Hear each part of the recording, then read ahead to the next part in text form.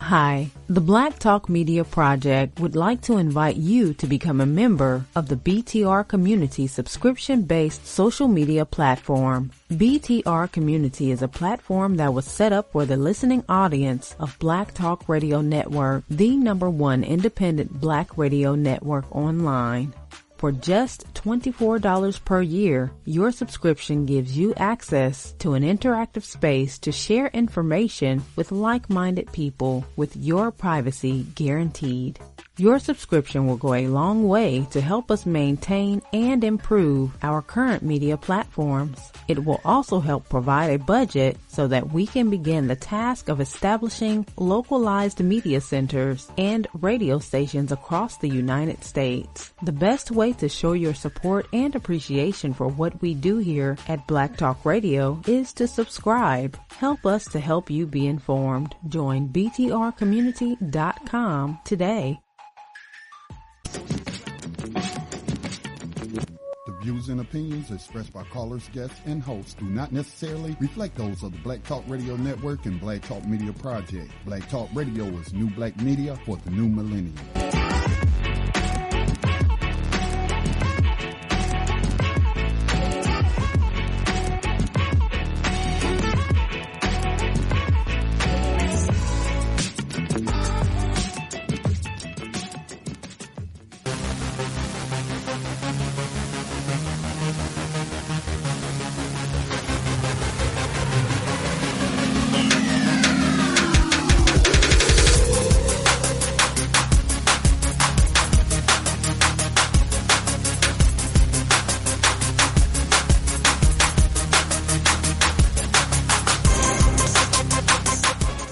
Good evening. You are tuned in to Black Talk Radio News. My name is Scotty Reed. I'm broadcasting from behind these enemy lines that are called USA Inc. It is a Tuesday night on this January 16th, 2018, a day after the U.S. government recognized an official holiday for Martin Luther King Jr. Many people were reflecting on his legacy. Dave played a nice video for you on Tando Radio yesterday, and I just really am happy that I didn't see a whole lot of people crapping on Dr. King, because I don't understand why every time people start talking about Dr. King, here comes the negativity to downgrade what he did. And this man, what did he do? He gave his life for you. That's what he did. You don't have to agree with his methods. You don't have to agree with anything. But I just don't understand why people take that opportunity to denigrate the man's legacy. We do have a couple of guests scheduled for you tonight and some other information to share. We'll be on till 10 o'clock p.m. Eastern time tonight. Tonight, our guest will be Kim Melancon. She's been a guest on the program before. She is the founder of GIA, which stands for Gender Identity Accountability.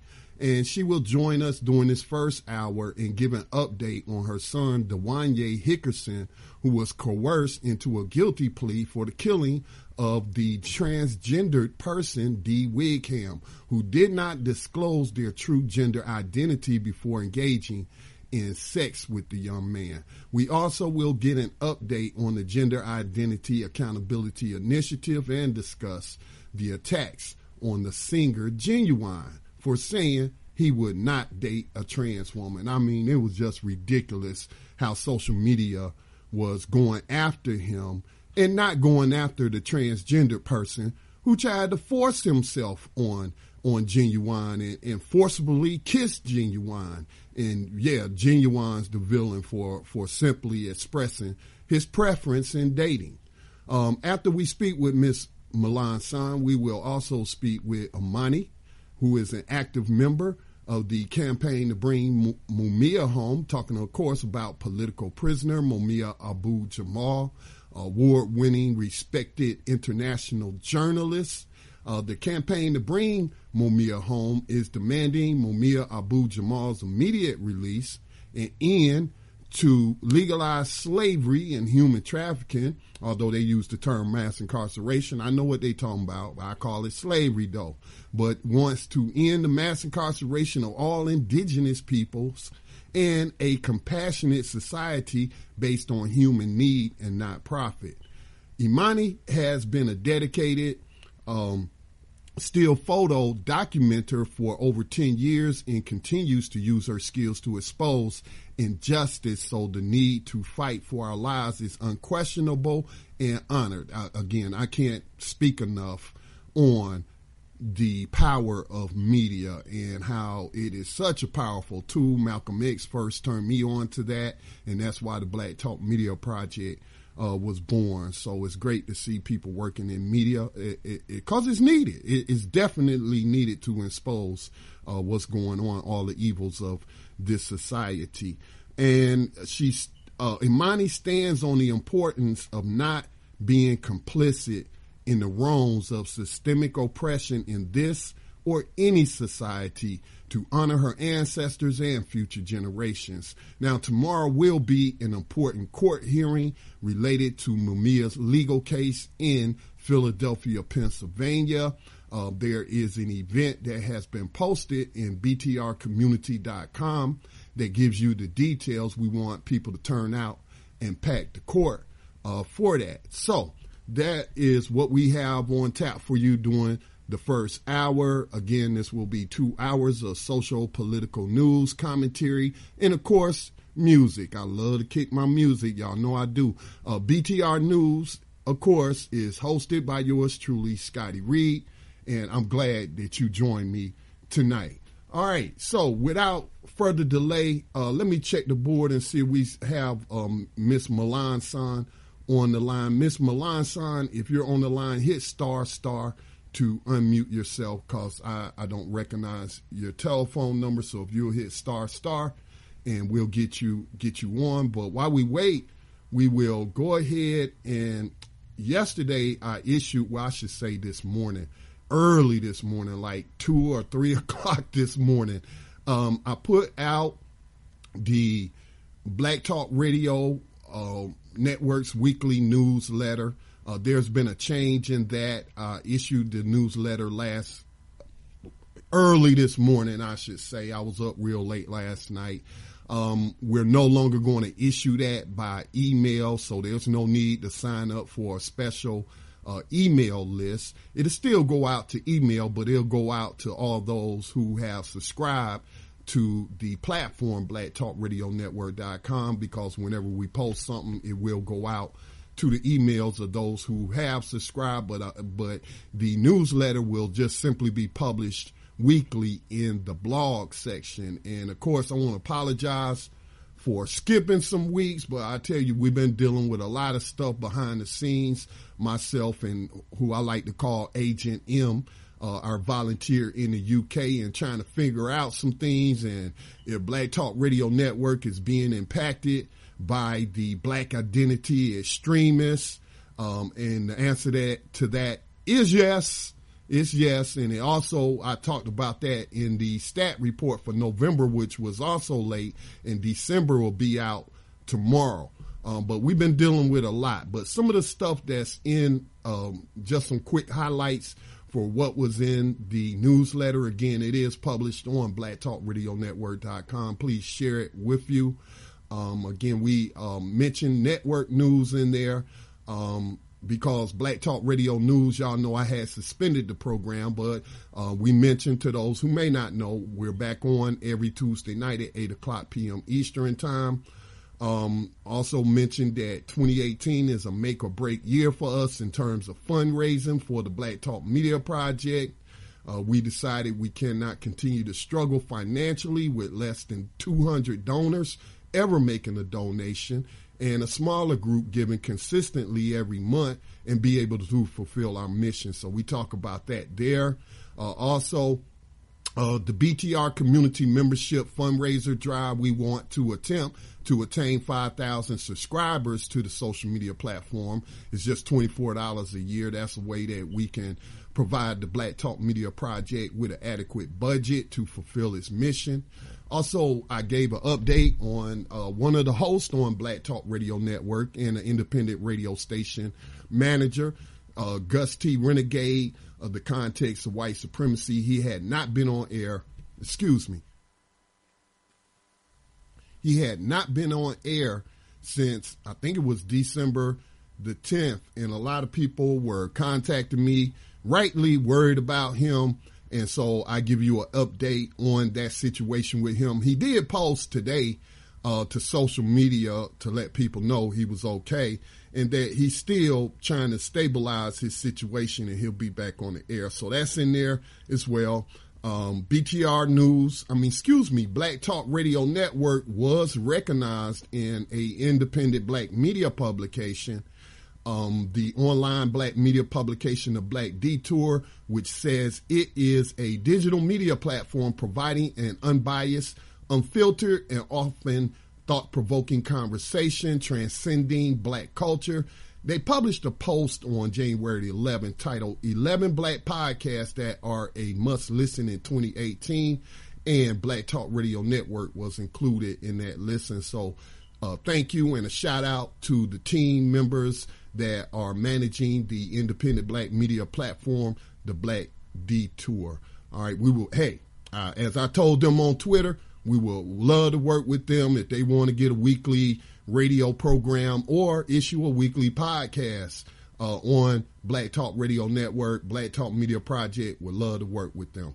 Okay, and last but not least, a racist article appeared in the conservative media publication National Review, known for its conservative right-wing slant on all things. And the article played up the racist trope about out-of-wedlock black children in crime. They also distorted a CDC study and other studies that showed that black fathers spend more time with their children than Latinos and white fathers who came in dead last, whether or not they were married to the mother or not. And I provide links to that article and I give my opinion on that article. But like I stated in the newsletter, one thing is for sure, a lot of white-owned and controlled media has historically played a big role in the promotion of racist propaganda, something Malcolm X understood, and I even included the video of Malcolm X conveying this. All right, so let me check the board and see if we have Miss Melancon. Miss Melancon, if you are on the board, I see some people from the area that she is from, but I don't see her on the board. If you would hit star, that will unmute you and I'll see you on the board. Let me go ahead and also at the same time shoot her a quick message. I'm here, Scotty. Oh, greetings, Kim. Miss Melancon. Hi, how are you? I'm doing the best I can. How about you? I'm doing okay as well. Thank you for asking. Well, thank you for joining us again on Black Talk Radio News. I think the work that you're doing is life-saving, and nobody else is doing this kind of work, okay? And, of course, we've talked about this on that last broadcast, and, I see what you post on social media in the GIA group that's on Facebook, and, I just have to say, I'm just very, very proud to know you. Because a lot of people... Thank you so much. You're welcome. A lot of people would shy away from this type of work because we know how the dominant population and the media seems to have this agenda where anything goes, and they're not taking into consideration other people's rights to self-determination and especially in terms of dating. So just wanted to acknowledge this is very important work that you are doing. Now, I noticed that you do have the website up. I have linked to the website. The website is giaawareness.org. So you made a lot of progress since we last spoke. And if you would, can you tell us a little bit more about that platform and, just introduce yourself to those who may not have heard you on that prior broadcast? Sure. My name is Kim Melancon, and I am the mother of Dwanya Hickerson, who was last year known as the Navy sailor, who was sentenced to the 40 years by taking an erroneous plea for the encounter that he had with a transgender person who did not identify as a trans woman, but identified as a biological woman. And so this was a case where Dwanya met the person, and for all words involved, it was not a good turnout for that, because Dwanya is a straight male, and he was going into this thinking that he was dealing with a biological female. And when he was told after a sexual encounter that this person was a male, he pretty much snapped and he lost it, as he said, time again during court transcripts. And he was subsequently coerced into an erroneous plea deal by our attorney, who, after so much work, even down the line, since that plea happened, that we figured out, that she never really was working with us or for us. It was just her working with the state to be another case closed. Let's convict. Let's get this plea, and let's keep the ratings that they already have, 90% plea arrangement for that county. So 90% of people are coerced. And when I say coerced, I mean that my son was given 4 days to decide to take a 40-year plea. So that's not enough time for anyone. He's 21 years old at that time, and she basically told him that if he went to court, that being that he was a young black male, yes, she did play the race card, and say, you are a young black male in Mississippi, you may not be able to get a jury to see things your way. I understand what happened, but we just shouldn't go up against the court. And in retrospect, that was not a good idea, but we are now working for Dwanya's freedom. But the GIA organization that I founded is Gender Identity Accountability. And basically what that is a platform for the heterosexual community to say enough is enough. I shouldn't be labeled a transphobe. I shouldn't be labeled that I have hatred if I refuse the advances of someone that is not biologically the identity of the partner that I'm seeking. So if I don't want to talk to a man who is biologically a man who identifies as a woman, I have a right to not do that without being called a transphobe or without being said that you hate, there's hatred in your heart. You have a right to choose. And so your freedom, the trans part of it is their freedom stops when it infringes on someone else's freedom to choose. And that's mostly the issue here. And the accountability part is that right now, there is no accountability at all for any trans individual who deceives, rape by fraud, who is joining dating websites, meeting up with unsuspecting males.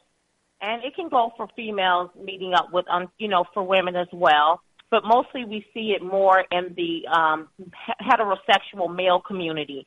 For some reason, it's a conquest for the transgender male woman, rather, to meet a heterosexual male and to gain their trust by any means necessary. So it's the whole, there's a story that they tell, and, it's a lot. So they gain the trust. They don't divulge that they were born a man in most cases, and it ends in tragedy. And so if there were accountability laws, people are very afraid to go up against the trans community for some reason, because they have a very big voice, not just in politics, but everywhere. So on television, on just everywhere, they have a big voice. If someone who is trans or part of the LGBT community says something that someone violated them, you have pretty much a whole storm of people after you. So it's people get afraid to talk about their experiences if they've been deceived. And so I've always said that, what if my son had this experience and he went back to the barracks or to the base and he killed himself because of being emasculated in such a way, such a personal way? His conviction was not to have a homosexual experience. And who would we have to blame for that? Or who could I or his dad went down to the precinct and said, hey, my son met a trans woman. This is a man, and he's raped my son. There would not have been any charges brought up against the trans person at all. So that needs to change. There needs to be some type of accountability for those actions. Now, I think it's very important, Kim. May I call you Kim? Yes, of course. I think it's very important for those who are not familiar with Dwanya Hickerson's story and who did not catch the first interview that we did with Kim, is that they met online. Okay, this wasn't I met you in the club and all this and that. They met on a dating app. This person portrayed themselves as a natural-born woman, did not disclose themselves as a transgender. Dwanya made it clear that he was interested in a woman. Okay, not a trans woman, but a woman with a uterus. And so they were supposed to meet the first time. Dee Wigham, that's the transgender person's name, made an excuse, so they didn't meet that time. Then Dwanya heard from Dee Wigham that they were going to be in his area because Dwanya was stationed in the military, in the Navy, and said, why don't we meet up? Now, they met up. Dwanya's young, 21. Hickerson is 26 at the time or 27 at the time. And it was no beating around the bush. They were going straight to the motel to engage in sex. Went into the room, engaged in a sexual act, and then right after the sexual act, that's when Dee Wigham said, by the way, I was born a man. And that is when Dwanya lost his mind, temporary insanity. Did I tell that correctly, Miss Melancon? Yes, you did. Yes, you did. So I think it's very important that people know that. There's also a part of it that when he signed into the website, it asks male-seeking woman. There is even a section on these websites now that has, transgender, and, there's a way for them to tell. So, obviously the time to tell someone who you are and what you are is not after a sexual encounter. There was plenty of opportunities for him to disclose this over the phone in a safe environment if you feel threatened. And so that's also one of the things that GIA is trying to accomplish, is helping the trans community understand the mind of a heterosexual male. Not everyone has to be accepting of your transition. That's your journey. It's not theirs. So they don't have to accept that. But there is an appropriate way for you to discuss and divulge this type of information. It needs to be done before you meet the person. I can tell you it needs to be done fast, not on the day of. Well, especially if the website is giving you the options, that's the proper place to do it, is not to misrepresent yourself on the dating website. Right. Especially when it gives you that option that I'm a trans person and I'm seeking a heterosexual male. That's all you had to put on there. Okay, that's all you had to put on there. So that deception part, and we also, the last time we interviewed you, we were able to pull up some news stories from different countries around the world where this occurred and the trans person was actually charged. And absolutely. And this is what you're seeking to do here in the United States, correct? That is correct. That is correct. Because with accountability, it may assist with responsible behavior. I mean, if you know that you're going to go to jail for doing something, I'm not saying that everybody, obviously, there are jails and people still do things, but I'm sorry, if you feel like this is not a good idea because you can be held accountable for it in a court of law, people may be apt to change the way they do business and how they do things. And maybe a person who becomes a victim of rape by fraud would know that these laws are on the book, and once they find out, then they will know that they have options and that they can report this person. And so, again, like Absolutely. I stated at the beginning, from my understanding of talking to you and seeing you post about this is an initiative to save lives. This isn't an initiative to out somebody. This is an initiative to save lives. You need to give people, respect people. Like you said, my rights end where another person's rights begin. Now, real quickly, because we do have another guest coming up in about 20 minutes, but real quickly, did I mention to you this story about Ginuwine, the R&B singer, and he's on this reality show that I think is Big Brother UK or something like that, and he had an exchange where this trans person was saying, I can't find anyone to date. I'm having problems. Why won't nobody date me and all this and that? And then asked Ginuwine, would you date me? And Ginuwine said, not if you told me you were a trans person. And so this person then thought it was appropriate to try to force a kiss on Ginuwine, who politely rebuffed that request or that attempt to forcibly take a kiss off of him. And I was just amazed at the reported backlash of people going after him on social media. And I'm saying, and I'm glad D.L. Hughley said, hey, Ginuwine's the victim here. And so what are your thoughts on this? I feel that he should have filed sexual harassment charges against the transgender person because that was clearly an unwanted advance. Mm-hmm. He said he was not interested, and you continue. If that were the other way around and it was a man doing that to a woman, that of course they would have been escorted off the set of the show, possibly jailed for harassment, because there are rules on those shows, So Ginuwine was labeled a transphobe. Mm-hmm. And I can't understand why that word is thrown around so loosely, because a phobia is really an extreme or an irrational fear of something. It's an illogical fear of a particular thing or object. Right. So I really don't consider a person a transphobe if they choose and do not wish to engage in any type of kissing or sexual relationship with someone who is trans. I believe that you're right to choose your sexual partner or who you want to be in the company of.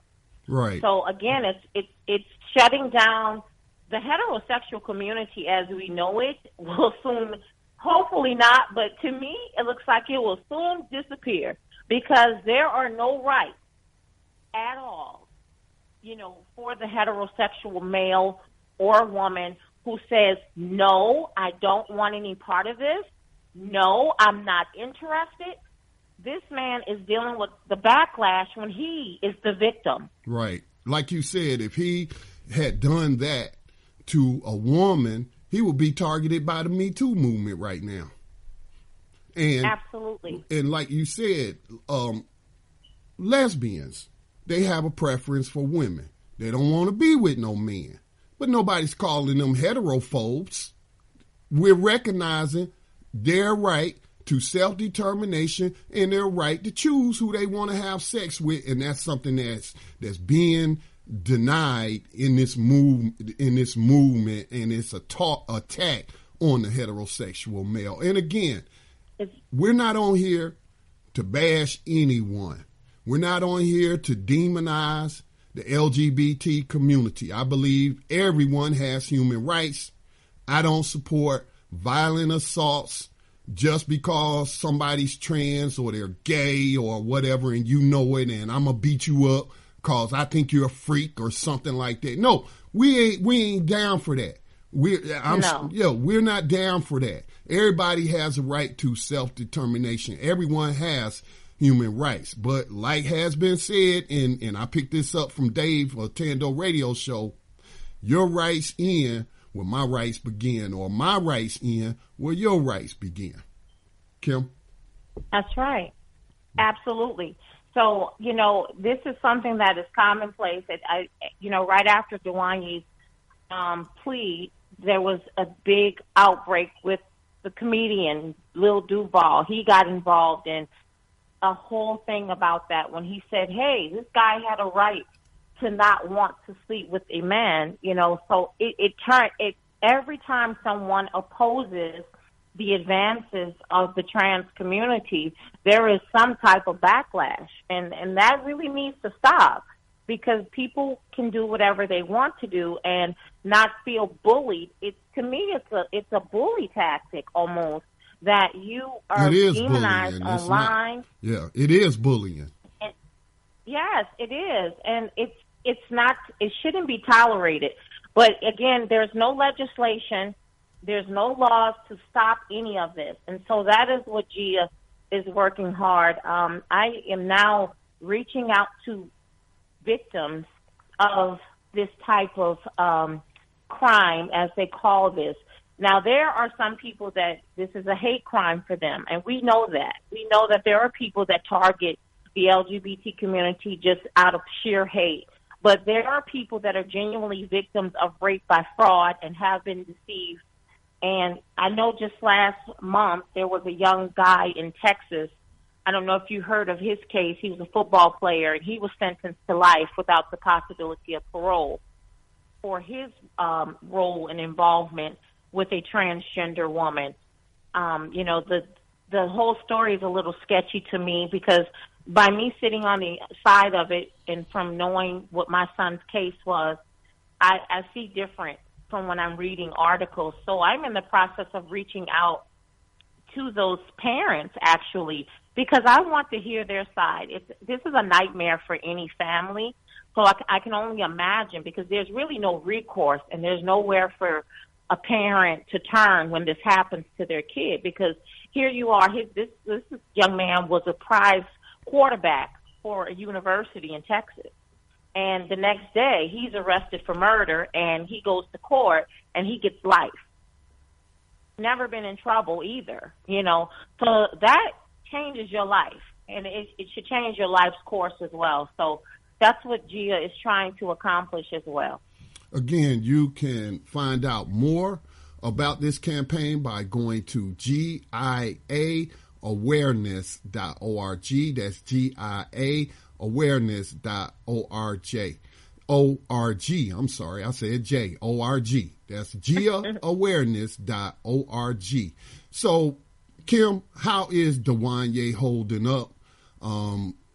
We talk about on this network the horrors of prison slavery all the time. And, I just would like to get a report on how he's holding up. And if you can, give us some legal updates in terms of his case.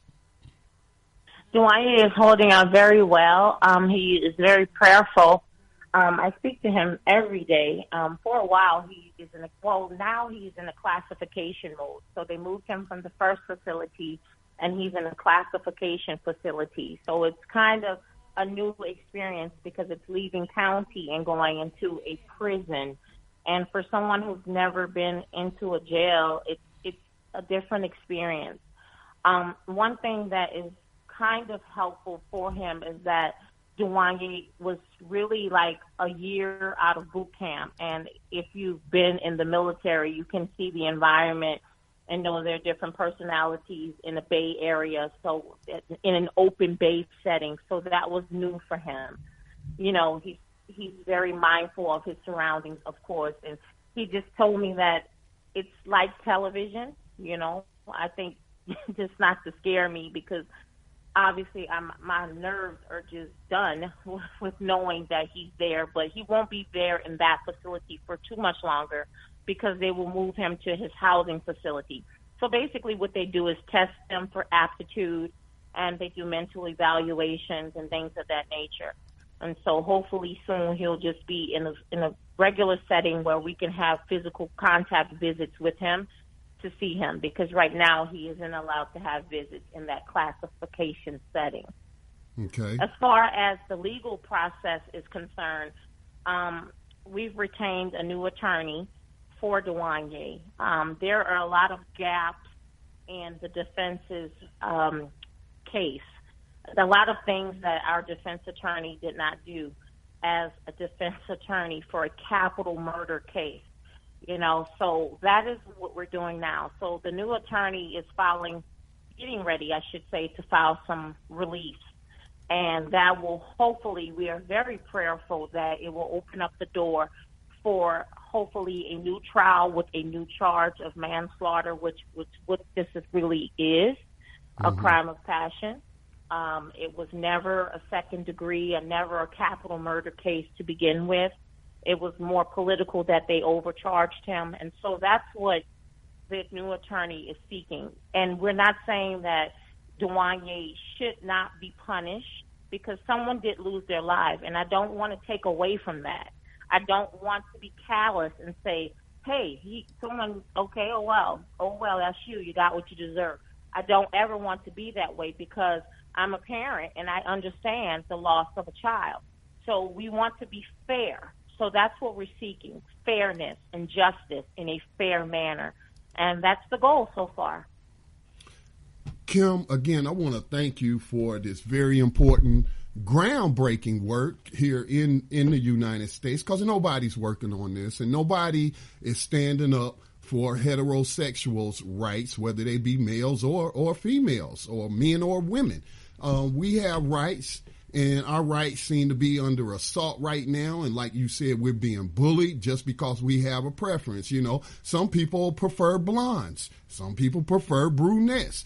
Some people choose to date within their own group and not deal with other out. It's okay for people to have preferences. That doesn't mean that they're horrible Absolutely. people. So, but that is how the news media and elements in this society is trying to portray people who have a preference for, especially heterosexual males who have a preference for heterosexual females who are natural born women. What can people do to help? Well, right now, because we are in the preliminary stage, soon we're going to start a letter writing campaign. And so when that begins, I hope to get invited back on the show so that I can give out the information for that. Visit the website as much as possible. Engage in the blog. There's a blog section for a person to leave a comment. There's also a polling section, because we're taking those numbers and we're compiling them, because that helps for legislation as well. If we're the only number of 5 people that care about this, then there's no reason to make a change. So there has to be, let's talk about it. It's a conversation that needs to be had with our sons and our daughters, but more importantly, our black sons need to understand that dating in 2018 is not the same as dating in 89. It's just not. It's different. Right. And so we shouldn't shy away from that conversation. It really, really needs to be had, because more and more I just notice so much more of this happening. And it will continue to happen because people are not using their awareness and not having accountability for their role in their demise as well. Again, we don't promote violence, and we don't want to see any loss of lives. And so hopefully this initiative will save lives. Well, I again want to thank you for leading this conversation. And the door is always open. And once that campaign kicks off to write those letters, please just let me know, and we will have you back on. Or if there's any updates on Dwanya's case, and when you speak to him, let him know the Black Talk Radio Network family has him in prayer, and that we're going to believe for justice in his case. Thank you so much. I appreciate that. You're very welcome. Any final words? No, thank you all. I just appreciate the forum and, always feeling like I can come on this show and let people know, what's real. And I don't believe in fluff. I like to speak realism. And so this is what's real in the world right now. And so we have to deal with it. We can keep turning our heads, but it's not going to change what's going on. Well said. Thank you for joining us, Kim, and you have a blessed evening. Thank you, Scotty. You have a blessed evening as well. All right, so that was Kim Melancon of GIAawareness.org. Again, that's GIAawareness.org. And again, I have to agree that this is a very important conversation that needs to be had by all parties so that we can save lives, not lies. All right, we're going to take a music break, and when we come back, we should have Imani on the phone. Tomorrow is January the 17th. There's going to be a court hearing in Philadelphia at the Philadelphia Criminal Justice System, which is located at 1301 Filbert. And we want to pack the courthouse for our political prisoner, freedom fighter, world-renowned journalist, Mumia Abu Jamal. And Imani will come on and share some details about that with us. You're listening to Black Talk Radio News. My name is Scotty Reed. I'm broadcasting from behind these enemy lines of USA Inc., where slavery was never abolished. It was just transformed, and we need to end it. Stay tuned. We'll be back on the other side of this break.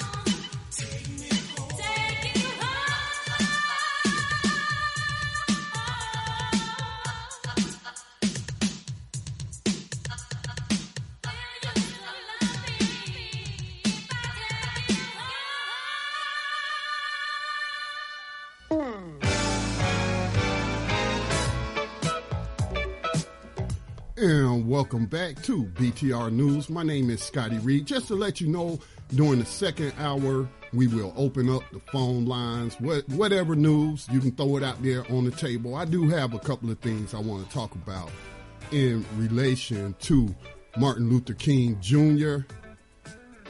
and just this unnecessary stuff about this talk about integration destroyed the black community. I think that what they were fighting for has been distorted. They weren't fighting for that. They were fighting for justice. And so I definitely want to talk about that. Let me go ahead and get our next guest on the line. Let me pull that up. I actually had to, well, I'm not going to say that on air, but I had to take care of something while during the music break. So let me call Imani, so that we can discuss this important court hearing for Mumia Abu Jamal tomorrow. It's in relation to documents that would expose a current, I'm not sure if he's still on the court or not, but a state Supreme Court justice who played a role in Mumia's case and should have, at the district level, and should have recused himself, but did not recuse himself when it came before him on the Supreme Court.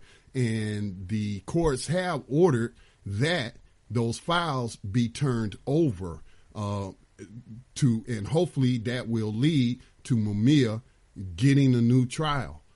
So I do believe we have Imani on the line. Imani, do we have you on the line? Bring Mom. Yeah, Imani's on the line. How is everyone doing tonight? Doing the best we can behind these enemy lines of USA Inc. That's all we can do. I know that's right. And keep fighting. Thank you for joining us tonight. I've already told people a little bit about you, but I would like to know a little bit more about your photojournalism.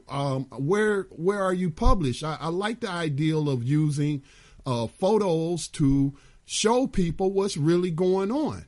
You know, with the advent of social media and technology where everybody has a camera, nobody can deny that we have a lot of slave catcher brutality going on behind these enemy lines, and people are being murdered and brutally beaten. So media is very important. And Malcolm X, I keep telling people, he said it's the most powerful entity on the face of the planet because it controls the minds of the masses. Mm-hmm. So where are you published at? Mm-hmm. Where do you publish your photos at, in what context? Currently, I have a website where on my website there is a tab that's photojournalism. It currently has an exhibit that I did for 5 mothers that had been victimized by police brutality, meaning their children had been murdered due to police brutality here in the Bronx. The 5 mothers that I documented, I'm still creating, but I wanted to create a platform that I can continue to tell their story from their side and not from, of course, the oppressive side or the fraternal order side. And that's on my website, www.insyte, Give it out one more I time. also had a Facebook page, but they shut my Facebook page down. Oh, really? That had a lot more. Yeah. So Mark Zuckerberg's into censorship. It just came out today, or maybe yesterday. I published it in our social media community. We have a social media platform that's very similar to Facebook, and we're actually having a 5,000 membership drive for 2018, where we don't censor people. We allow people to use pseudonyms or their real name. It's up to them. But Mark Zuckerberg, his platform is known for censoring people. And while they eliminated your page or your group, there's a lot of white terrorist groups that's still active on there. And we hear about it when one of their members commits a heinous act of terrorism against a non-white person in this country. So, we at Black Talk Media Project are about creating options and safe spaces for people. Mm-hmm. Now, this is a very important court case or hearing tomorrow. Judge Leon Tucker ordered the district attorney's office, and you have a new district attorney who was recently elected in the city of Philadelphia, and they've been ordered to present new testimony in reference to Ronald Castile. As I mentioned before you came on, Ronald Castile was he a judge or a district attorney at the time of his involvement? He was an assistant district attorney in the older case. Right. He was the assistant district attorney in the older case. Yeah. And then he was then part of the prosecution in another case. And as far back as you can see on any proceedings against Mumia, or even the proceedings that Mumia was appealing for his release, Ronald Castile is there. He is there giving some type of word, opinion, all the things that you would need or they need to put someone and keep someone in prison. He made those decisions. He was there helping them make those decisions, which would mean that he was in personal contact of what would happen to this particular inmate or any involvement to a critical decision for this particular person, which is Mumia Abu Jamal. And as the flyer packed the courthouse for Mumia Abu Jamal, again, folks, this is going down tomorrow, 8 a.m. to 11 a.m. at 1301 Filbert, which is the Philadelphia Criminal Justice Center. But he actually did a little more than, just speak some words and he forgot. I'm using that language because it's personal.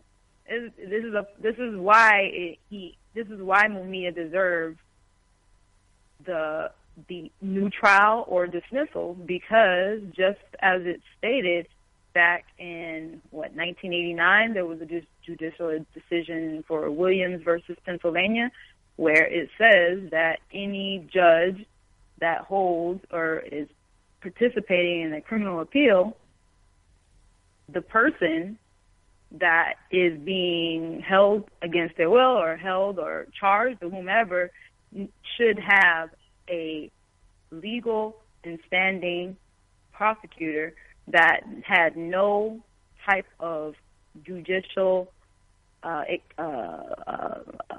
involvement, significance on this other person. If you're going to be a judge, you cannot have any bias. You have to be impartial completely. Right. And they kept on denying that he kept on denying that he was in any type of partiality or that he had made any decisions, period. So even a small decision that you made, that makes you a significant person, makes it that you were significant in any personal involvement of this prosecution, right, of the prosecution of this person.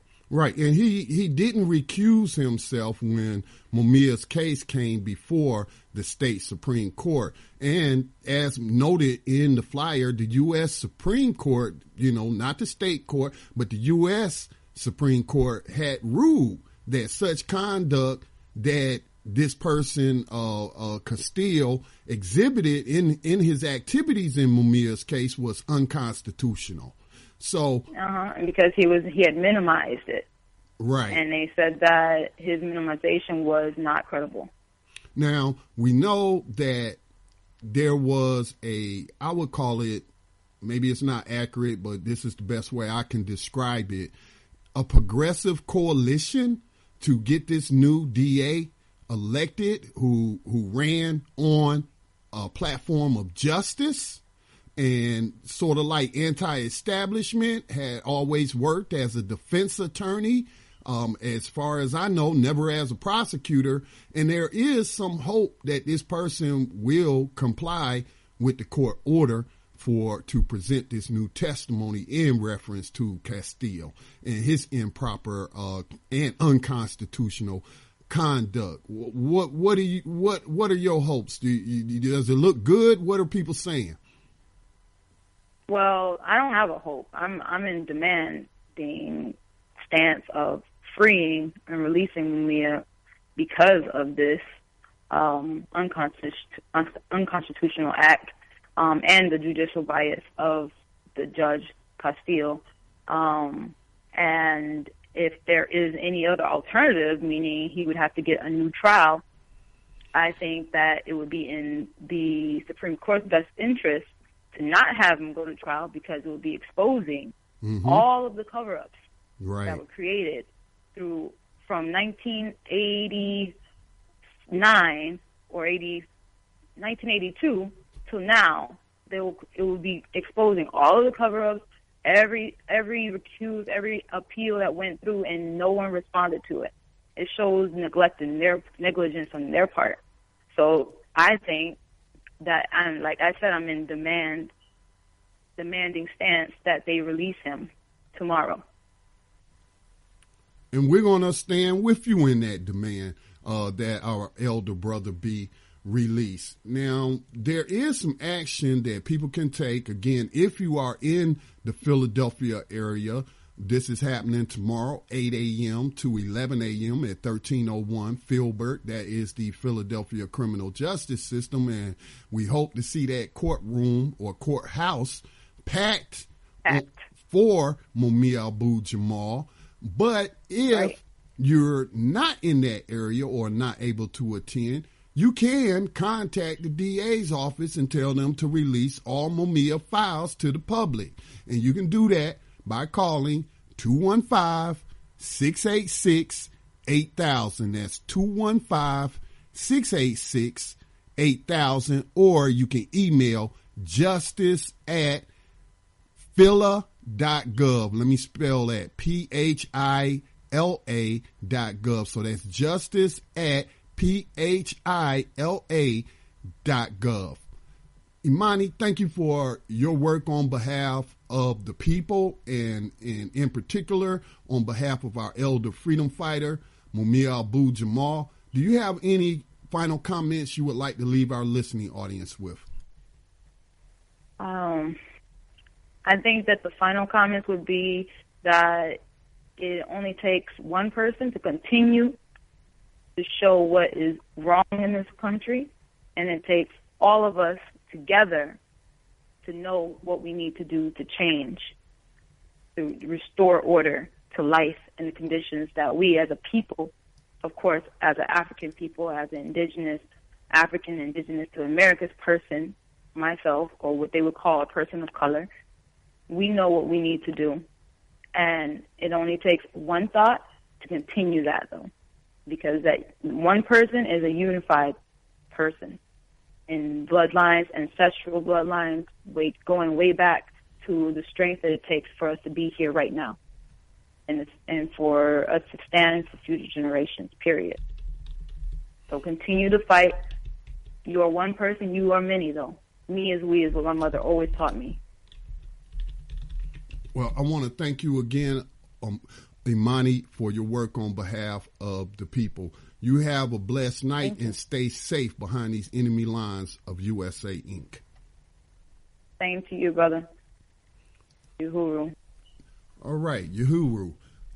Right, we are at the top of the hour. We're going to take a station identification break, a quick promo, and we will kick some music. I love my 3 in a row, so get ready for 3 in a row. If you have any music requests, and I don't want to hear no punk rock, nothing against the punk rockers out there. I don't want to hear no punk rock. I don't want to hear no rock music. I don't want to hear no heavy metal music. I'm strictly hip hop and R&B. And make it clean music, too. We don't want no music that's promoting any kind of immoral behavior, any illegal behavior. We know that saturates the corporate radio market. No, we about uplifting music, okay? So you can leave those requests there in our chat room, which is located at uberconference.com/Black Talk Radio Network. That's uberconference.com/Black Talk Radio Network. When we come back, we'll also open up the phone lines for the last hour. We're taking your calls at 866-510-9025. That's 866-510-9025. I definitely want to talk a little bit about Martin Luther King Jr.'s legacy, the distortion of that legacy. I was trying to put out a video. Well, actually, I did get the video up on our Black Talk Radio YouTube channel. It's been posted in btrcommunity.com. It's titled Dr. Martin Luther King Jr. versus Dr. Boyce Watkins. If you haven't seen that video, I'll explain it to you. I may even play it for you, but we just got a lot of people that pay lip service to the legacies of our freedom fighters, but they're not actually carrying on that work. They're just paying lip service. He's a great person and yeah, he was great and he did this and he did that. But then you're engaged in activity that is counter and supporting that what our freedom fighters like Dr. King were fighting. So stay tuned. You're listening to Black Talk Radio News. My name is Scotty Reed. The live broadcast is every Tuesday night beginning at 8 o'clock p.m. We'll be going up until the 10 o'clock hour.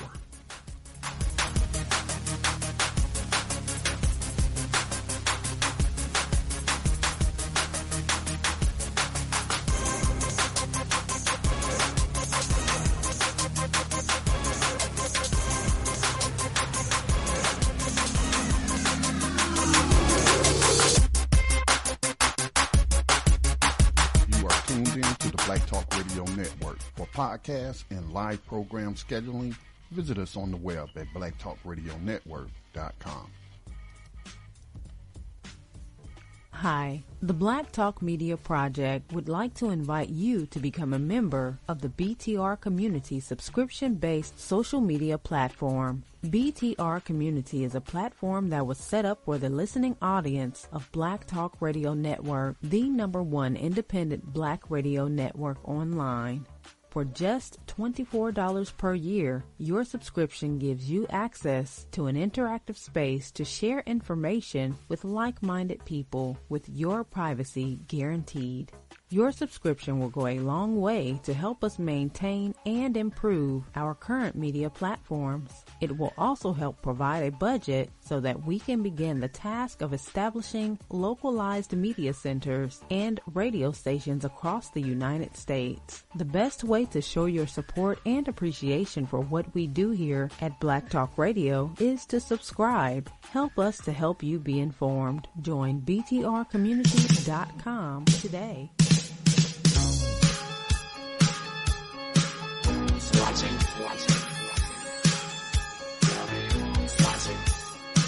Who's watching me?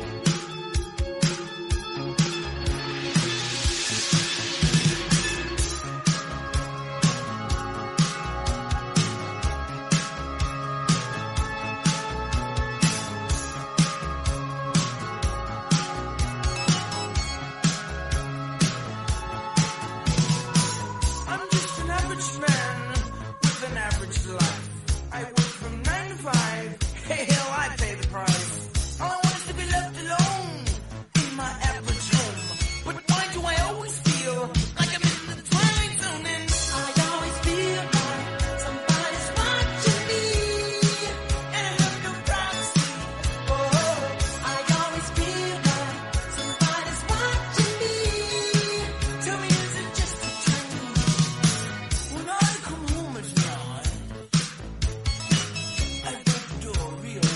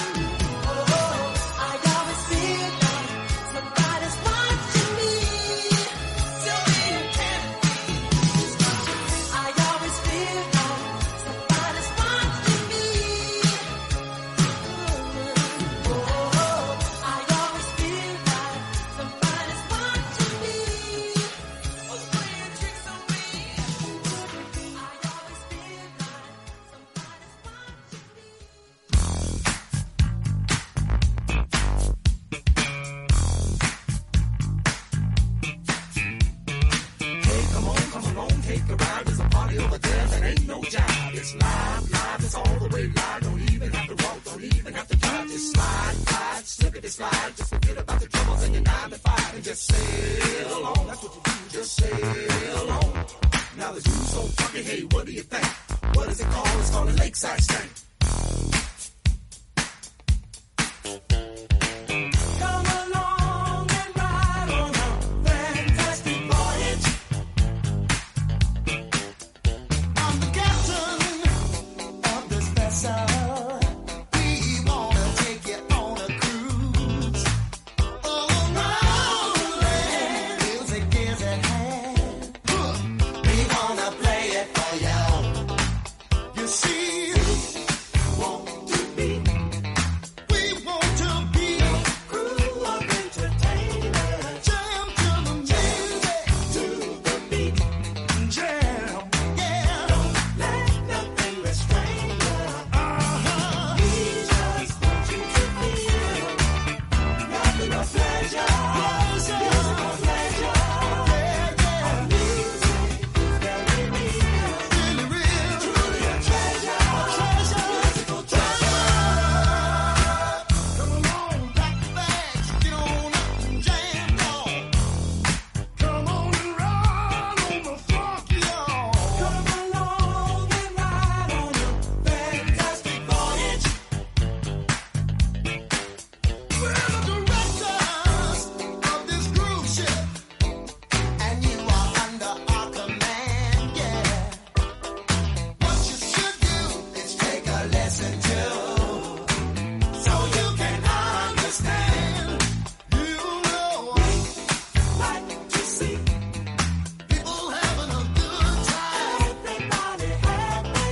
Do you wanna party? Create the beat that puts on the music, keeps the people dancing. We just want you to feel, just want you to feel pleasure, musical pleasure. Want you to feel the world of fantasy. It's a fantasy, a pleasure, musical pleasure. Come along, dance in the sunshine. Go off the shoreline. Our music is very real. So very treasure, musical treasure. Come along, pack your bags, get on up and jam, y'all. Come on and ride on the funk now. Come along and ride on a fantastic voyage. Come along, ride for the land of funk. Come along and ride on a fantastic voyage. Do you wanna ride with me? Come along and ride on a fantastic voyage. Do you wanna go to the land of funk? Funk, funk, funk.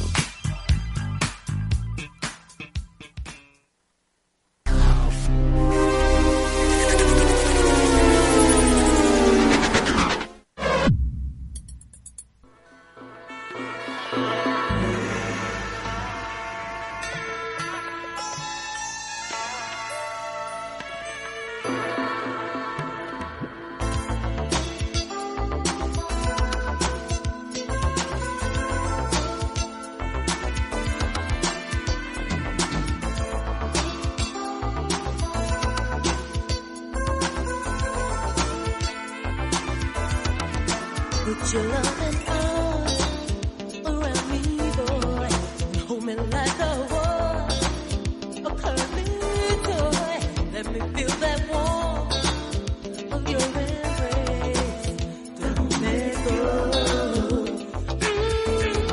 It's just a waste of time, so I breathe in. When I think you know we're more than friends, must we let our future roll on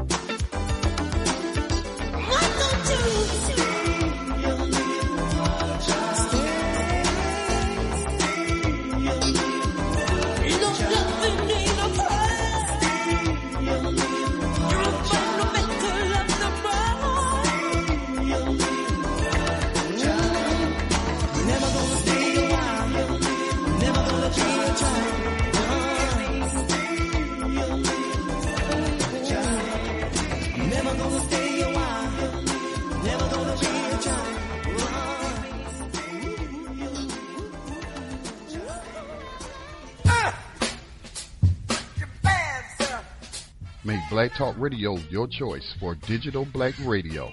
New black music.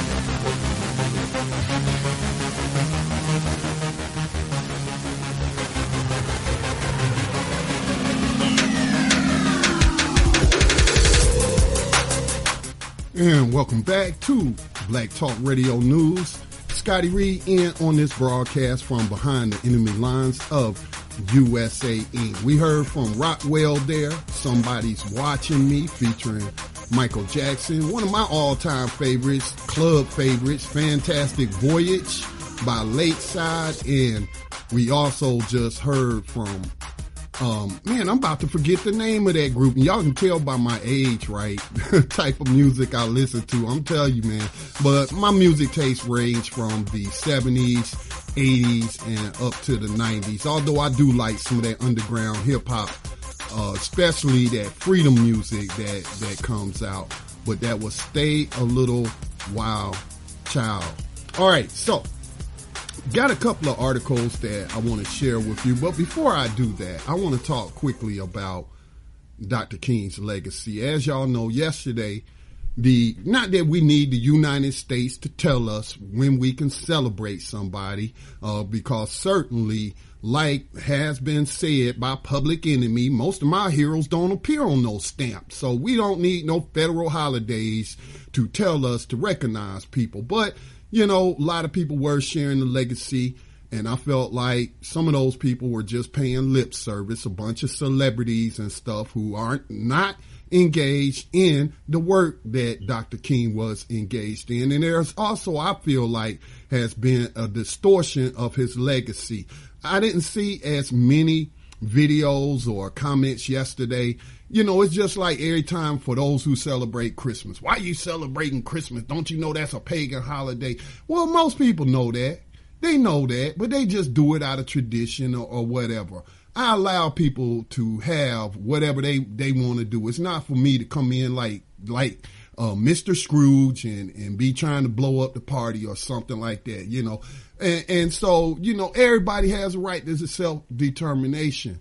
And I truly believe in that. But why is it on MLK Day, people just feel the impulse to say, oh, he destroyed the black community with that integration and all of that. When has black folks not been integrated into this society?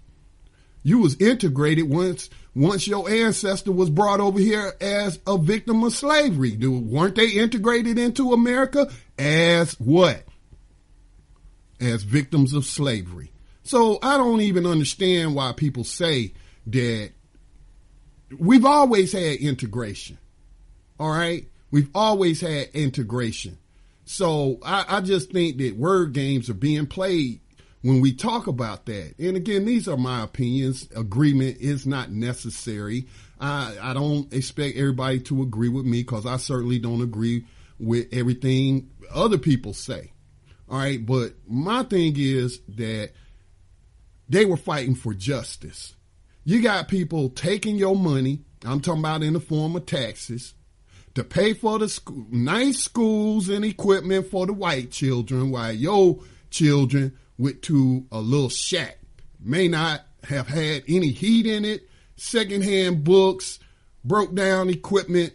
And so they were demanding that, hey, we pay taxes like everybody else. We want y'all to redirect them resources right back to our communities and stop giving it all to the white community to build up their community. That's what they were fighting for.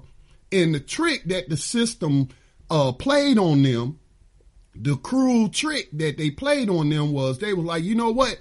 Okay, we're going to end segregation. We're going to close these schools. We're going to fire some black teachers and what have you. And that's how we're going to deal with that. That is not what Dr. King and every other person, from young people to old people, our elders, were out there marching for and fighting for in their way. You ain't got to agree with their tactics. Okay. So I think there's a big distortion concerning that. You are integrated into this society, but at the same time, we still got segregation today. We still, and I got a couple of articles that I'm going to share to prove that. So all of those that's missing the days of segregation, you living during that time period right now. That's what the data say. That's not what I say. That's not me talking. That's what the data says, that America is still segregated. So how are you talking about integration destroyed the black community? Okay, because the black community is being destroyed right now. It's being destroyed. When has it not been destroyed? When have our families not been torn apart by the oppressors and the slavers? So I just think that people need to start giving these things more thought. And I understand where it comes from. It comes from propaganda. We got certain people in our community in order to I guess, push their agenda for is to tear down somebody else's. In order to puff up their chest, they got to deflate somebody else's. And that's just not cool. You should be able to stand on the merits of your own movement and not tear down somebody else's movement.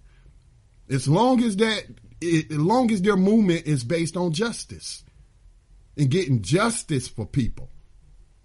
So I got a couple of stories, but before I do that, I'm going to play this video for you that I made and posted just hours ago. I actually got started on it early this morning because, again, I was up to 3 a.m. working. And I saw this tweet this morning from Dr. Boyce Watkins, and it kind of pissed me off. And you'll understand why. I have a personal history with that man.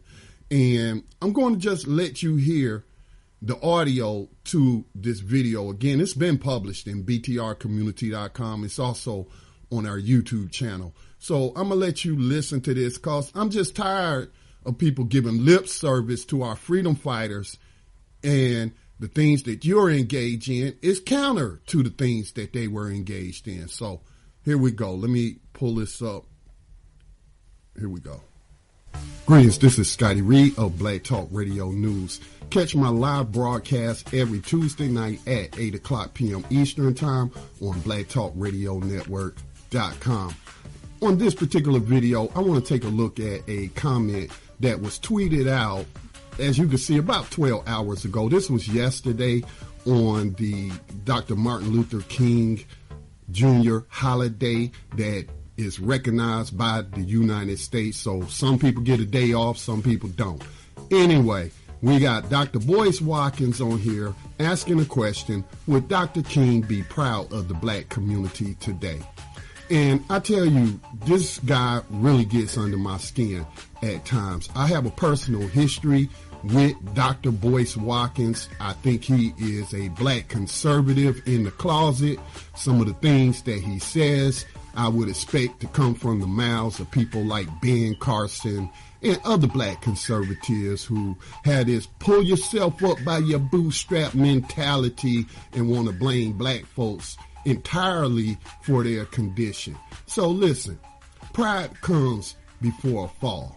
And we are told, spiritual people, we know that we should guard against getting a big head and being puffed up and just being so proud in ourselves. That's why I had to learn how to take compliments from people, because I don't want to be getting a big head or anything about anything that I'm doing it, because I'm not doing it for compliments or anything. I'm doing a job because it needs to be done.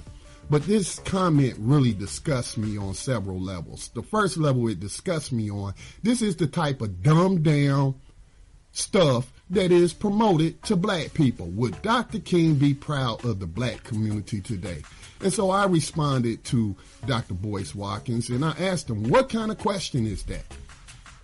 Dr. Watkins apparently doesn't know what Dr. King stood for.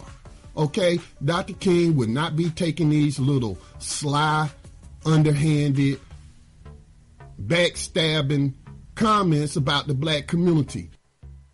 Do we have criminal elements within the black community? Yes, we do. All communities have those elements? Are there things that people do that we're not proud of or what have you? Yes, no doubt. But it ain't a matter of me being proud of the black community. It isn't a matter of them needing my approval. No, it's not about that. But in the context of Dr. King's legacy, I don't think Dr. King would be judging black people. What, you think that there weren't criminal elements during the time of Dr. King? Come on now. There has always been a criminal underground. But let's talk about the reasons why people commit crimes. Now, some people, they just evil. All right, that's what's in them. And they just want to hurt people. They want to harm other individuals. But some people are forced into a life of crime by this racist society because of racial discrimination, pay discrimination, in jobs and what have you, how our communities are oppressed by 21st century slavery and human trafficking. There's a number of reasons, and some of these things aren't even crimes, like possessing weed. I don't believe anyone should be going to prison or jail because of some substance the United States government outlawed and said, hey, you can't put that into your body. And now we have the world's largest private prison population, the world's largest public prison population, and their labor is being exploited. And even if they are not put to work for various corporations and what have you, their labor is used by the state to save, quote unquote, save tax dollars. But as much money as they spend to warehouse human beings, you're not saving any money. All right. So this is just disgusting. This comment from Dr. Boyce Watkins. And yes, I'm gonna just be honest. I do not care for Dr. Boyce Watkins. Is some of the stuff he share good or something that is wise? Or yeah, a broken clock is right twice every day. So, that doesn't mean that he is correct about everything. And this just speaks to me about some haughty-taughty attitude and looking down on people less fortunate than ourselves. If Dr. King was here, as I stated, he wouldn't be making these sly, underhanded comments about black people. He would be blasting on the United States for the prison slavery, the engineered poverty. That one of the last things he was working on was a poverty tour and reparations. He'd be blasting on the institutional racism, the slave catcher police brutality, the U.S. militarism, especially with a guy like Trump who seems intent on starting a war with every country on this planet. It's crazy. And he would also be blasting on capitalism, something that Dr. Watkins promotes as a savior for the black community. Well, again, he must not have listened to many of Dr. King's speeches, because Dr. King would not be approving of him promoting black capitalism in this rigged venture capitalist system as some kind of savior for black people. That sound like some conservative type crap or ideology. Okay? So I'm just tired of this guy dumbing down the black community, exploiting the black community, and exploiting Dr. King, because Dr. King would not be coming out his mouth like that. And again, this guy has stolen ideals from me without giving me any kind of credit. Yvette Carnell of Breaking Brown has talked about how he has used people to write articles for Your Black World and not paying them. And now we find out that he has sold Your Black World and his other media properties to some white venture capitalists. It was put out in a press release. So how you going to be about creating black businesses, supporting black businesses? And it seems to me your solution is create a business, grow it, and sell it to white folks. All right, this has been Scotty Reed with a Black Talk Radio commentary. All right, so that's one side of Dr. King's day yesterday that I saw.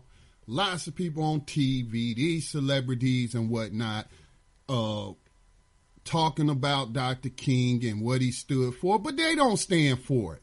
In fact, many of them, and I'm talking about a lot of them, I ain't talking about no particular class of people or color of people. I'm talking about all of them. We got these rich, wealthy people on television talking about Dr. King, and these people ain't working on none of the issues that Dr. King was working on. They ain't trying to get us reparations. They ain't out there fighting for the impoverished in this country, even after the UN went to Alabama and said, this is crazy. This is like third world poverty. Okay? They ain't doing none of that. They ain't trying to call out the U.S. government on all these wars unless it's their guy who's in office. If their guy is in office, then they all for, like destroying Libya, Barack Obama, Obots out there. All right? And capitalism. Capitalism is not going to save us as a people. Okay? It's just not. You can see capitalism ain't even working for white folks. So what makes you think it's going to work for black folks? And they don't speak out against capitalism. This is a rigged system. And the data keeps showing ever since Reagan, the Reagan administration, they introduced those voodoo trickle-down economics. And the gap between the wealthy and the poor is ever growing.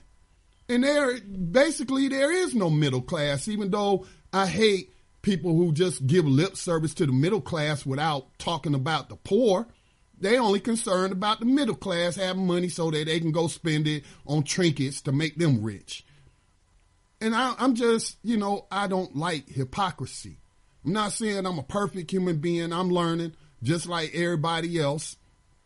And I try to work on my flaws as a human being. But some stuff is just so blatant and so obvious. You're going to pick one day to celebrate Dr. King. Why not celebrate Dr. King by carrying on his work 365 days a year? And the things you're engaged in is counter to that. So that's those people that give him lip service. But then we got those other people that like to tear him down and blame him for destroying the black community. I made a video last year. It's on YouTube. Somebody left a comment on it yesterday, I guess. But we hear this thought, before the end of segregation, and again, segregation was never abolished, just like slavery was never abolished. That's what the data says. That's what the Constitution says. But they want to blame Dr. King and the civil rights movement, saying, we had everything we needed back then. And that's a doggone lie. And I made a video that was talking about all the great migrations from the South to the factories, to go work in the factories in the North, because there wasn't no jobs in the South where most black people were concentrated, because that's where most black people were enslaved, was in the American South. All right? So we didn't have everything we needed. Did we have a few businesses? Did we have a few communities that were prosperous? Yes, we did. And look what happened to them. They got destroyed because those people did not organize to protect what they had. And even then, when you up against a greater force, you just can't. It's nothing that you can do sometimes, and we had people who died standing on their feet trying to defend what they had. But we did not. All of us, the millions upon millions of descendants of slaves in this country. I mean, come on. In the 60s, they were how many generations out of slavery? Okay? They were what? Maybe one or two generations? Maybe their grandfather was enslaved or grandmother was enslaved. So they wasn't even far out of slavery. The pre-1865 chattel slavery. Not the current period of slavery we're in. So when they got released off those plantations after the fraudulent Emancipation Proclamation and at the conclusion of the Civil War, was the property of their enslavers divided up and given to them? Was all the silver and the gold and whatever monies those slavers had, was that divided up and taken from them for being traitors to the Union Did they have their stuff confiscated and then distributed to their victims of slavery? No, then none of that happened. And they never got their 40 acres and a mule either. So where they get all these resources to create all these black businesses that was employing millions upon millions upon millions of descendants of victims of slavery? It's important that we research, people. It's important that we not just believe stuff just because it gets repeated over and over and over and over. During the 1930s, people like to bring up Marcus Garvey. Well, the United Negro Improvement Association, in its charter, actually called for an end to segregation and said that the Negro should be treated with dignity and respect and equality, no matter where he is in this world, whether he's in Africa or whether he's in Europe or whether he's in America. That's what the charter said. He kind of got away from what they founding charter said. And I'm not going to go into that. But that's a lie. Our people still don't have everything they need. So I found these 3 articles. For those that missed the days of segregation, I don't know what you're missing it for, because you're still living in a segregated society. Sure, you can go shop where you want. And you could do that back then. You just had to go to the back door. Okay? But we didn't have all these factories producing goods and whatnot. That's why Dr. King was called in some of those videos of his speeches. He calling for boycotts. He was saying boycott Wonder Bread. Boycott that bus system. Because we didn't have a parallel system. Where were we going to build? We going to build our own railroad? We going to build our own airports and all that? Again, we talking about descendants of slaves. Victims of slavery, I should say. Who never got reparations. You think people living paycheck to paycheck today, what do you think they was doing? And again, that's not to say we didn't have some quote-unquote success stories and a few black millionaires pop up here and there. And even today, we got a few black billionaires. But guess what? That ain't the condition of every black person. Not in this country and not on this planet. Even in Africa, you got the very, very wealthy and you got the very, very poor. Why do you think them people are trying to get out of Africa in certain countries? And in addition to the poverty, the U.S. militarism, which Dr. King would be speaking out against. But here's a couple of articles for those that long for the days of segregation. I'm saying to you, segregation has not ended, and you just need to find some of the most segregated cities in America if you miss segregation so much. If you falsely believe integration destroyed the black community, then go find you a segregated city. All right? So let me play this clip about the 10 most segregated cities in America. Let's go ahead and cue that up.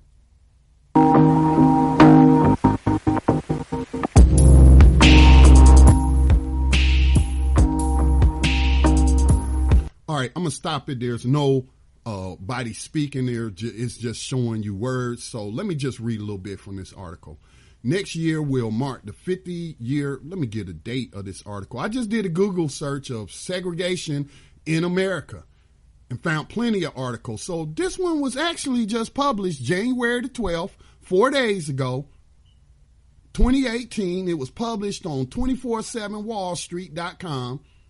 Next year will mark the 50-year anniversary of the Civil Rights Act of 1968, also known as the Fair Housing Act. The landmark bill prohibited by law long-standing practices of housing segregation based on race by landlords and local governments. Despite the law, housing discrimination never fully disappeared, and the effects of decades of discrimination are evident in U.S. cities, many of which are still highly segregated.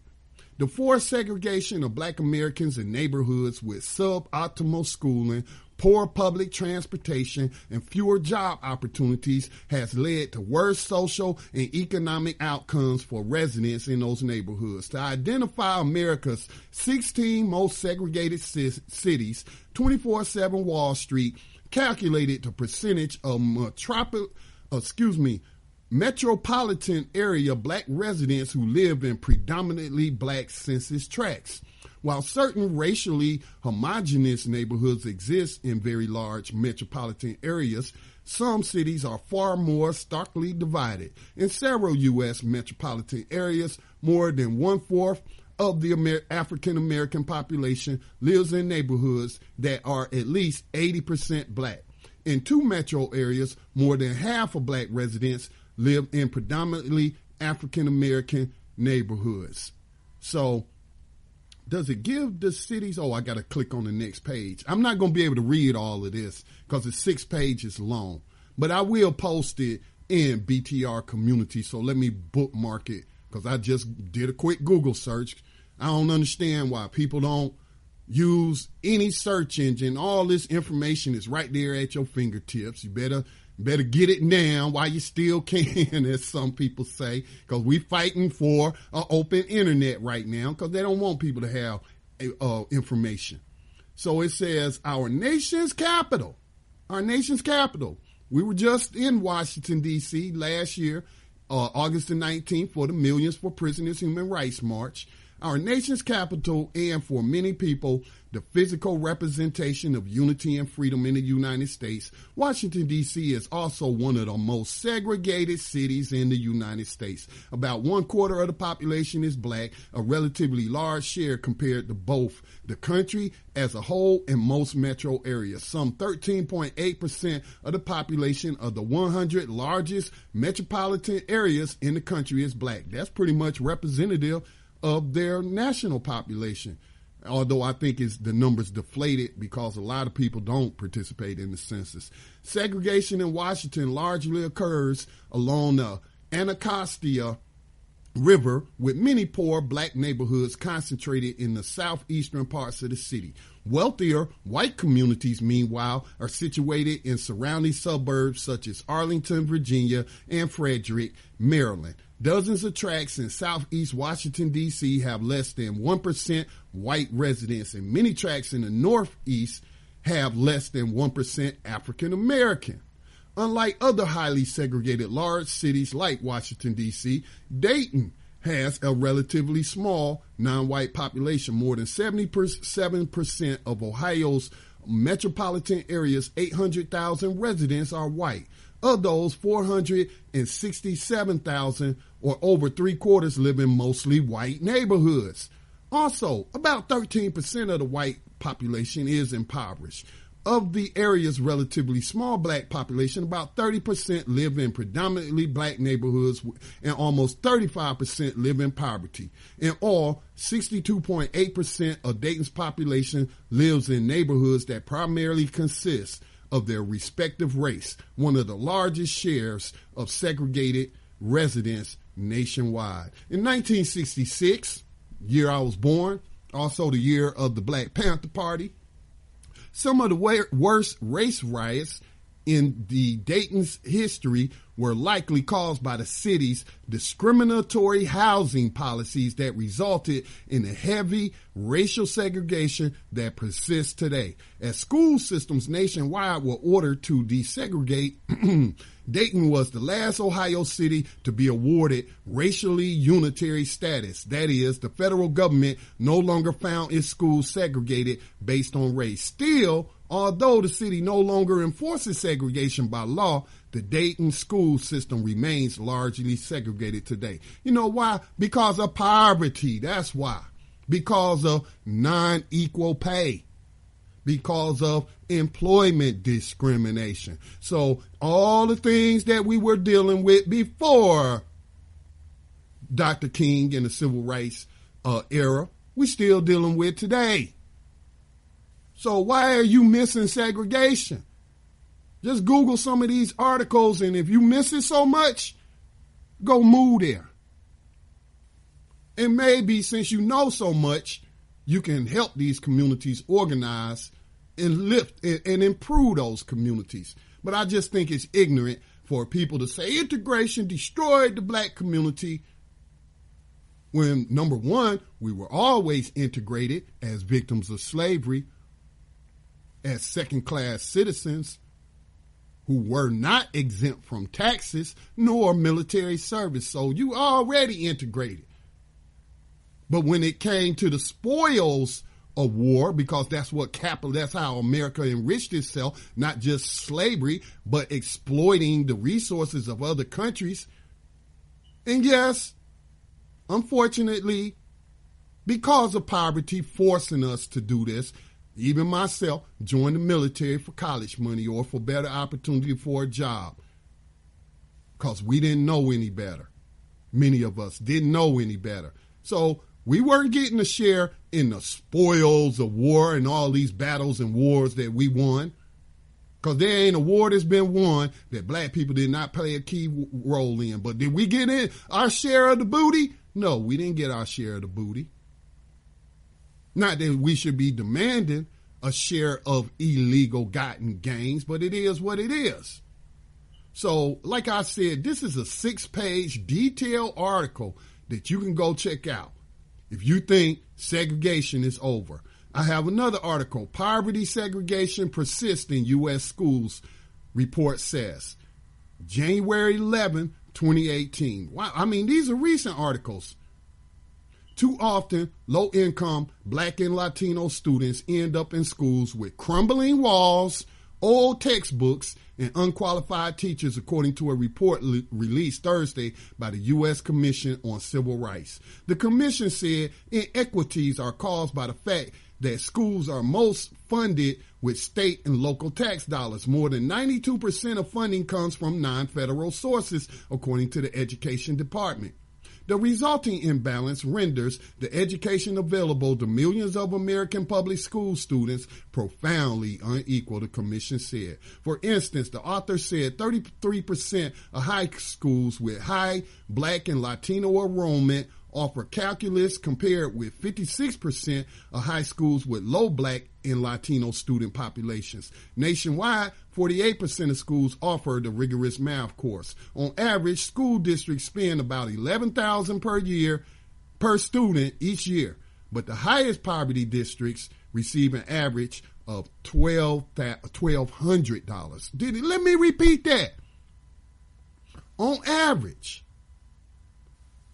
and we know who is the predominant population right now in this country. So we're talking about white kids. School districts spend around $11,000 per student each year, but the highest poverty districts receive an average of $1,200 less per child. Okay, I read that wrong, but it's still not equal than the least poor districts, while districts serving the largest numbers of minority students get about $2,000 less than those serving the fewest students of color, according to the study. The authors called on Congress to create incentives for states to adopt equitable funding systems to ensure adequate funding for students with disabilities and to increase federal funding to supplement local dollars for school districts that are underfunded.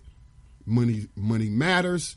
If you don't have it, you cannot spend it, said Bruce Baker, a professor of education at Rutgers University. Baker said that states should do a better job in raising education funding and in equalizing spending among school districts.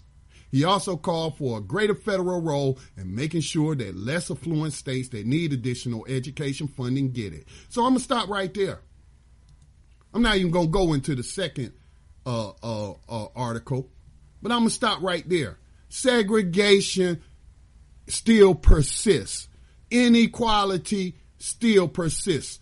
It doesn't matter, and I've said this before about the laws that Dr. King and others got on the books. You can put a law on the book all day long, but if an administration like a Justice Department, a federal Justice Department, or your state Department of Justice does not enforce these laws, then hey, they might as well not exist.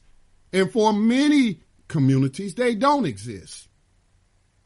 They don't exist. The evidence is clear. So You don't have to long for the days of segregation. All you got to do is do your research, and then you can find one of these highly segregated, high poverty areas and move there. Don't sit up there and badmouth Dr. King because he had a dream for there to be equity for us all to share in the resources. Don't badmouth him. Don't lie on him and say he destroyed something that never existed. It's not fair to him. It's not fair to you. It's not fair to your children. We have not overcome, people. And slavery definitely has not been abolished. They spend more than that, $11,000, and that's in the well-funded school, $11,000 per child. Hell, in North Carolina, they spend $100,000 to incarcerate one victim of modern-day slavery. Ain't nothing changed. Ain't much changed. And sure, we don't have to suffer the indignities of being forced to go sit at the back of the bus or give up our seats to a white person. Sure, we can go eat wherever we want to eat, but the inequality is still there. It's still there. So you ain't got to long for those days. These fairy tales that some people have created in their minds so that they can denigrate the legacy of Dr. King when what they pushing ain't led to no solution. And like Max Parthis, my abolitionist comrade from New Abolitionist Radio, says, slavery is a reason for a revolution. So we can know some peace, because we ain't got no peace. None. They still enslaving us. We still we pay taxes, plenty of taxes. And everybody pays taxes. Even poor people pay taxes. They pay sales taxes. They pay, everything is taxed to death. So we paying taxes. But we are not getting a return on our quote unquote investment. And it's not like we willingly giving it to them. They put us into slavery if we try to get out of paying taxes. So that's what I got to say to those people who on MLK Day want to engage in anti-blackness and anti-Dr. Kingism. I just made up a word. Y'all know how we do. To say that we need to do our own. And I'm going to say this too. I'm going to say this because I posted it in our social media community for this network, btrcommunity.com. Because I was on Facebook, because I trying to spread information and what have you, and Facebook is really suppressing a lot of our information. We're just not getting the views on our content like we used to, but we also use it as a tool to let people know that there's an alternative. So I'm on there. It's my job to be on there, to put out this information wherever the people are. But I have created safe spaces for us through the Black Talk Media Project. So, but I'm on there and I'm seeing these Dr. King integration bashing posts. And I say, and like I posted in BTR community, when Mark Zuckerberg bans you from Facebook or puts you in Facebook jail, when YouTube demonetize your content and start suppressing your black content on YouTube, when Twitter bans you for whatever reason, you scream racism. Don't you? You do. You know you do. You want to point out, but wait a minute. I thought you longed for the days of segregation. BTR Community is a social media network that's black owned and run, even though, it's a nonprofit. But you got, BuyBlack365.com has a social media platform. My UK volunteer, Agent M, told me about Black Junction TV, blackjunction.tv. I created an account on there. I'm distributing. I just started yesterday, but I'm going to distribute my content on there. You got black people over there. You can upload your videos and you can import them from these other platforms. There are black alternatives. Hey, you got Black Talk Radio. So you don't have to go over there and give Alan Sweet, I think that's his name, the white conservative owner of Blog Talk Radio. We got Black Talk Radio.